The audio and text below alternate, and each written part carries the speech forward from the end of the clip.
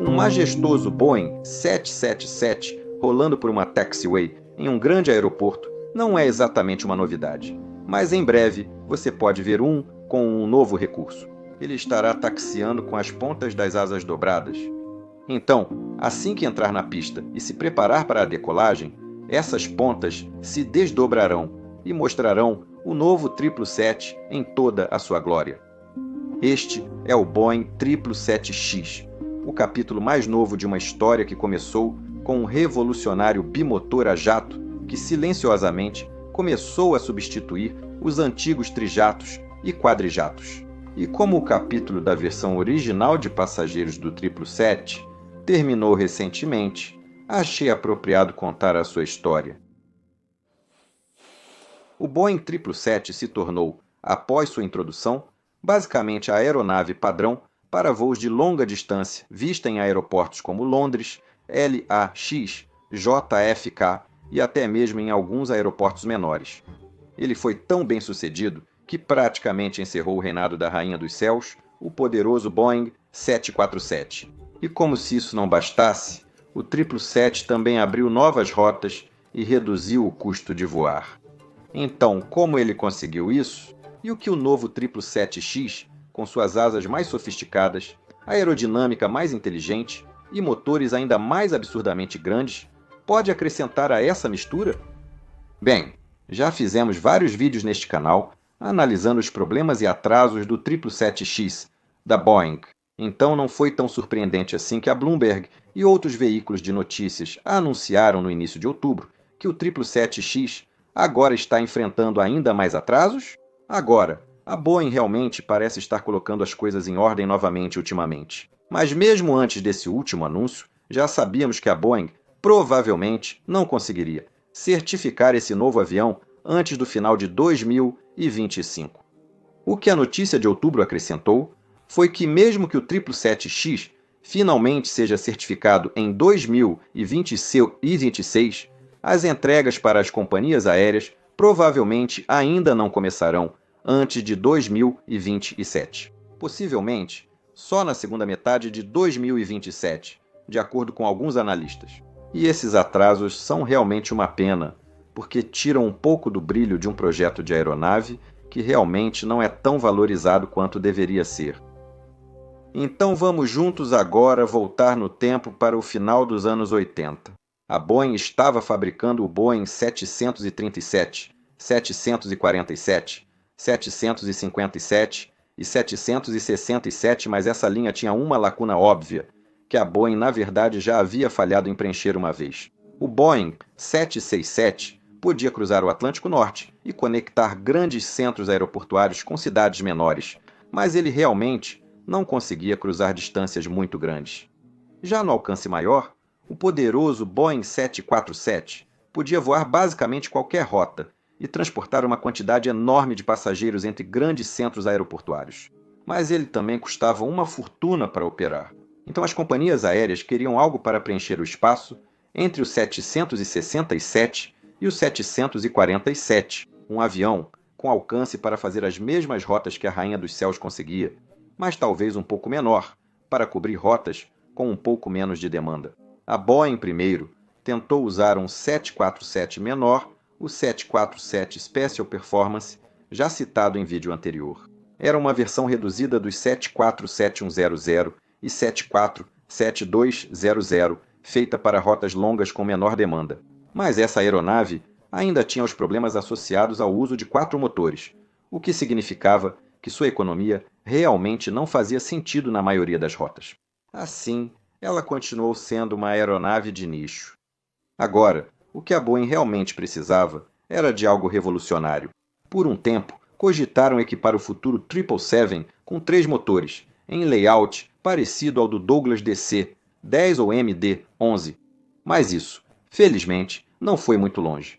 O que a Boeing fez em vez disso foi algo bastante incomum para a época. Eles reuniram potenciais clientes das companhias aéreas e os convidaram para participar do design desde o início da fase conceitual do projeto.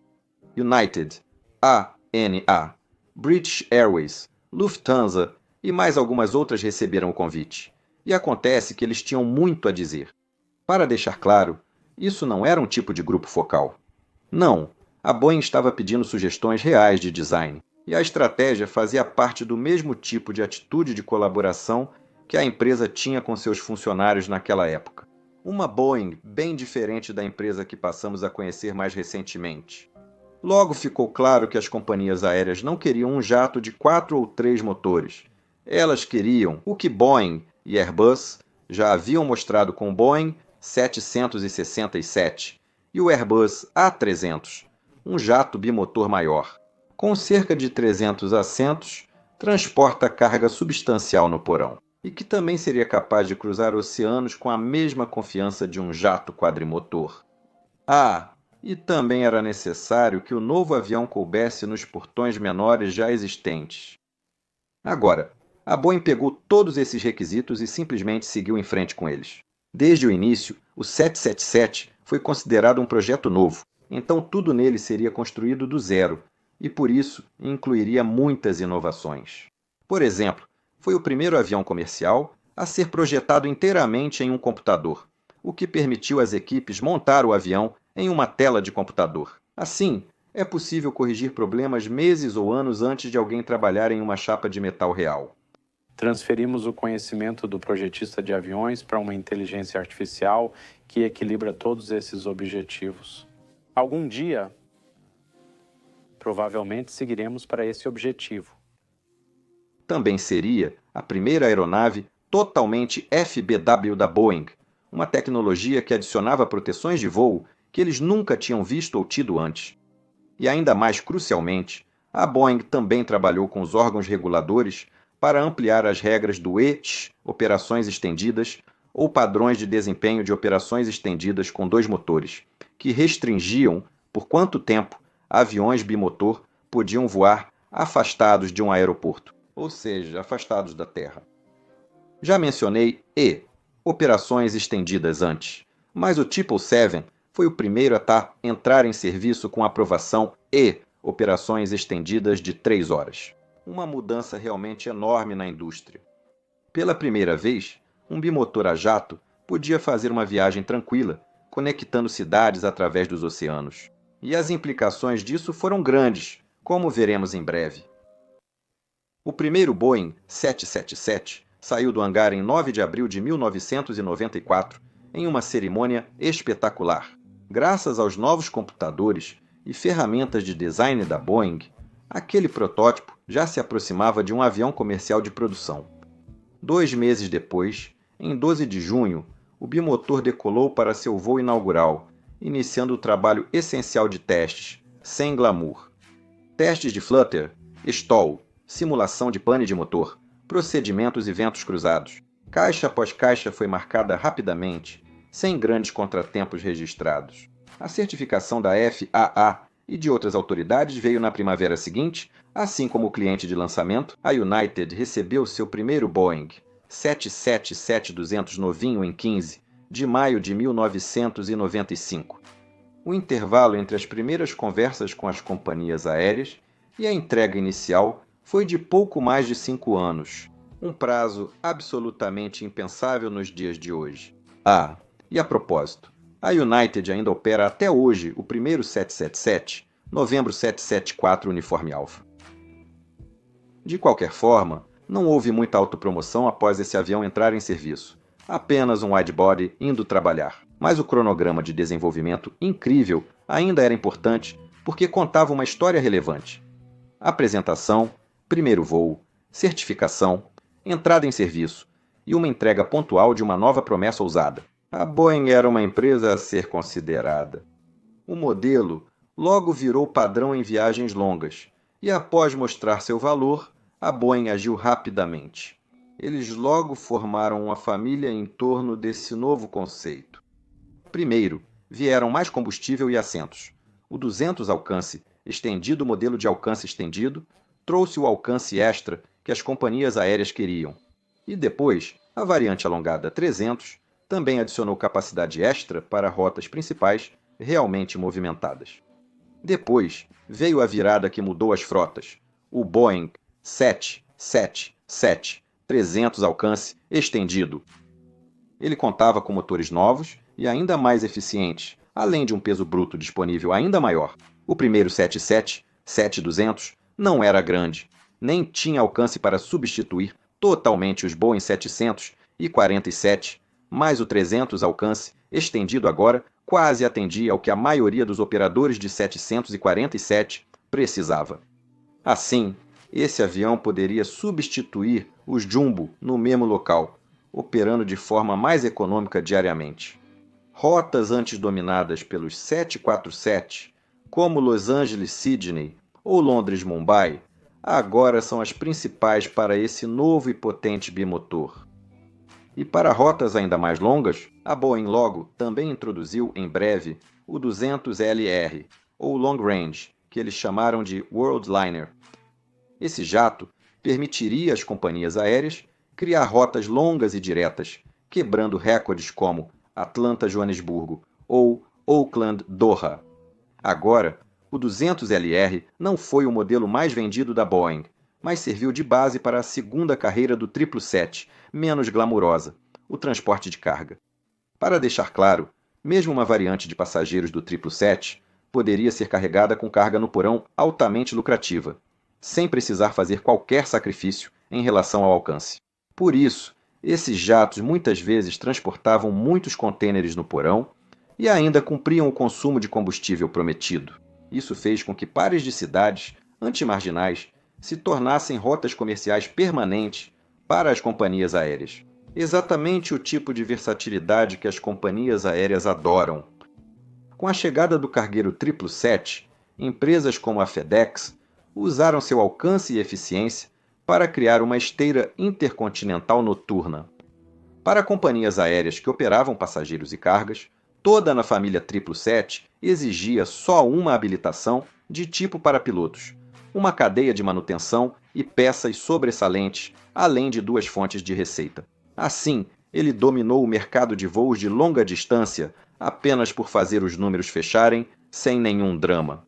Ele ainda era um pouco menor que um Boeing 747, mas com 2 motores econômicos, seu tamanho permitia aumentar a frequência dos voos, em vez de depender só de grandes partidas. E foi isso que as companhias aéreas fizeram.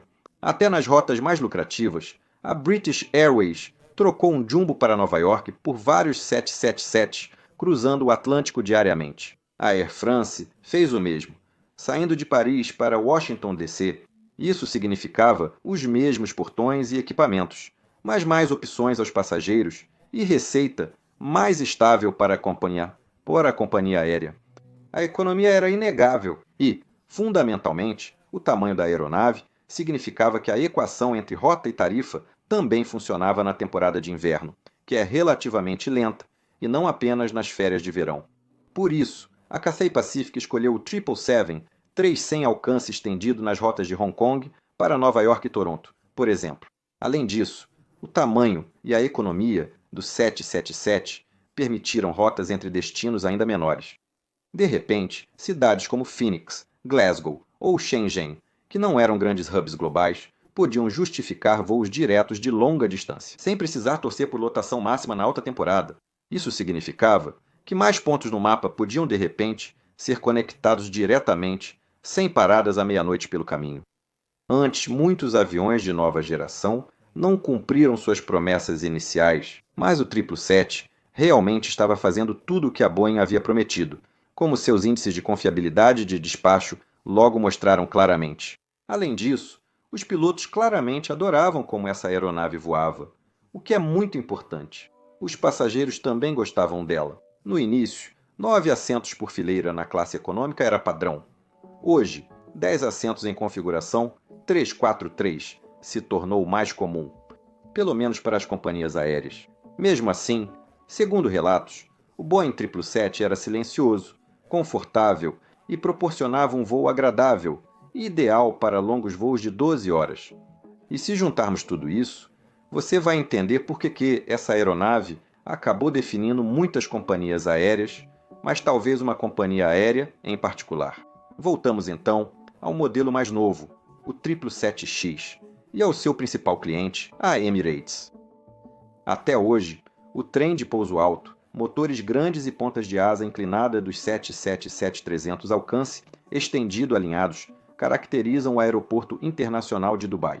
E a Emirates agora construiu um hub global baseado nessa aeronave, conectando Dubai a cidades secundárias e megacidades usando a mesma fórmula. Alcance maior, amplo porão de carga, cabines premium e custos por viagem inferiores aos do Jumbo.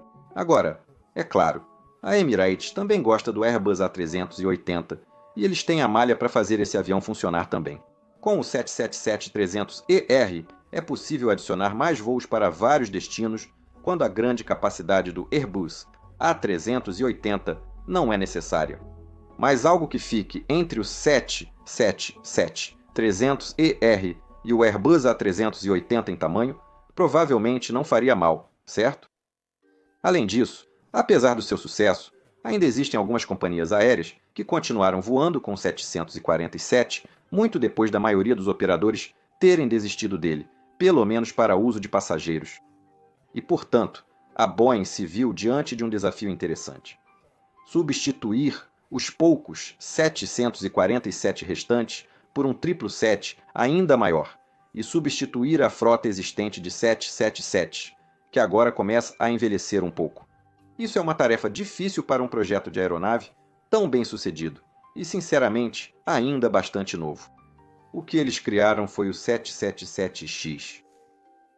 A proposta era oferecer às companhias aéreas uma aeronave similar ao jato conhecido, porém mais confortável, nova e eficiente em combustível, e também manter a habilitação dos pilotos e as cadeias de suprimentos para peças e manutenção.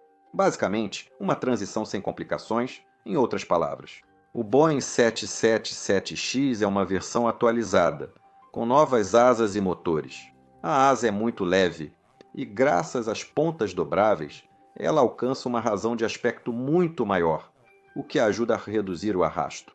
A geometria complexa desta aeronave só é possível pelas asas modernas de material composto, que o Boeing 787 introduziu há mais de uma década. Agora, as asas dobráveis permitem que ele use os mesmos portões do 777 original, sem precisar dos portões ultralargos e caros do Airbus A380. Essas pontas de asa, aliás, podem parecer pequenas, mas o tamanho do avião está te enganando, porque cada ponta de asa dobrável tem, na verdade, cerca de 11 pés, ou 3,35 metros de comprimento. Isso é loucura. Enfim, aí vem a próxima novidade com esse modelo. Nas asas estão os novos turbofãs GE9X, os maiores motores a jato já usados em aviões comerciais. Possui relações de pressão superiores ao GE90 que substitui, com materiais e sistemas de controle internos mais modernos. Isso permite voar mais milhas por assento com o mesmo combustível. Mas chegar a esses novos números não foi exatamente algo simples. No verão de 2019, a General Electric encontrou problemas de durabilidade no compressor de alta pressão do GE9X e, por isso, retirou os motores para um redesenho dos seus conjuntos de estatores. Isso fez com que o primeiro voo do avião fosse adiado de 2019 para 25 de janeiro de 2020, quando o primeiro 777-9 finalmente decolou de Plainfield. Antes disso, já existiam outros problemas na estrutura da aeronave. No teste de carga máxima em solo, em setembro de 2019, uma porta de carga falhou, levando a Boeing a interromper os testes, investigar e reforçar a estrutura do avião. Os órgãos reguladores também precisaram fazer sua própria lição de casa. Como as pontas de asa dobráveis são inéditas em aviões comerciais, a FAA impôs condições especiais, exigindo que a Boeing provasse que elas permaneciam no lugar. Com rajadas de 65, nós demonstrar o bom controle de vento cruzado no solo, com as pontas levantadas, e que todas as falhas possíveis seriam benignas. Após os acidentes com 737 MAX, certificar novas aeronaves ficou mais difícil, inclusive para o 777X. Em junho de 2021, a FAA informou a Boeing para não esperar uma aprovação rápida, e o cronograma do programa foi adiado novamente. Relatórios indicaram um evento de arfagem não comandada em um voo de teste em 2020, exigindo melhorias no software de controle de voo. Após os incidentes com o MCAS, era exatamente isso que os reguladores observavam de perto. E então veio a parte inesperada: a pandemia, problemas na cadeia de fornecedores e o lento alinhamento de documentação, testes e correções. Ao mesmo tempo, as companhias aéreas adiaram entregas e reorganizaram suas frotas, enquanto a Boeing continuou realizando testes de voo, encerrando pendências e trabalhando em peças redesenhadas. Mesmo com todos os esforços, os cronogramas continuaram sendo adiados, e a carteira de pedidos do novo 777X agora parece muito mais enxuta do que a que seus antecessores costumavam ter. Mas aqui vem a reviravolta nessa odisseia. O motivo pelo qual o 777X não tem um apelo mais amplo não é realmente a concorrência da Airbus. Na verdade, é a concorrência da própria linha de aeronaves da Boeing. Veja, embora a demanda por um 777 um pouco maior seja inegavelmente existente, a demanda por algo um pouco menor é ainda maior. O Boeing 787 é um sucesso desde seu primeiro voo em 2008. Isso porque ele basicamente utilizou a mesma lógica de dois motores do 777 e reduziu o risco. Custos de viagem reduzidos, fuselagem leve, cabine confortável e tamanho menor facilitaram ainda mais a conexão entre cidades secundárias. Escolha 2 pontos no globo e provavelmente um 787 pode conectá-los. O 787 não só abriu novas rotas, mas também mudou a visão dos planejadores sobre elas. Em vez de perguntar, podemos lotar um avião de 350 assentos todos os dias? A questão passou a ser, conseguimos lucrar com 260 a 300 assentos de forma estável o ano todo?